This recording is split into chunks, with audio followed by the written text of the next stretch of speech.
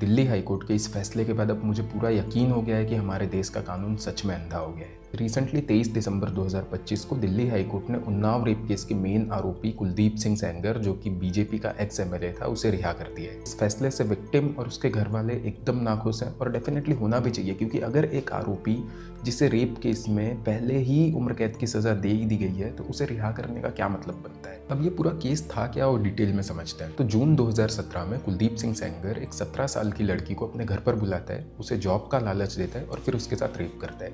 उसके बाद लड़की लापता हो जाती है, पर पुलिस इसके अगेंस्ट में कोई एफआईआर दाखिल नहीं करती है। फिर अप्रैल 2019 में कुलदीप सिंह सेंगर का भाई लड़की के पिता के ऊपर हमला करता है और आपको पता है पुलिस झूठे केस में लड़की के पिता को ही गिरफ्तार कर लेती है और कुछ दिन बाद पता चलता है कि लड़की के पिता की मौत हो गई है। अब इस केस के बाद लड़की सीएम आवास के सामने सुसाइड करने की कोशिश करती है, जिसके बाद ये केस पूरा हाईलाइट होता है और सीबीआई इस केस को टेक ओवर करती है। फिर जुलाई 2019 में केस की हियरिंग के टाइम पे ही एक अज्ञात ट्रक लड़की की कार को टक्कर मार देता है, जिसमें लड़की की 2 आंटी की डेथ हो जाती है।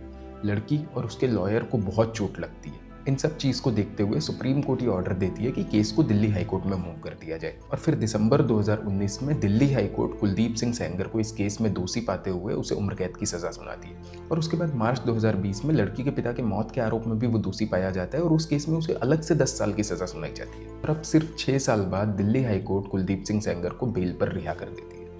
अब आप खुद सोचो, एक ऐसा आरोपी जिसे दो केस में आरोपी माना गया है, जिस एक केस में 10 साल की सज़ा, एक केस में उम्र कैद की सज़ा, उस आरोपी को बेल पर रिहा करने का क्या सेंस बनता है। मतलब ये तो वही बात हो गई कि अगर आपके पास पैसा है, पावर है, तो इस देश में आप बड़े से बड़ा आरोप करके भी छूट सकते हैं।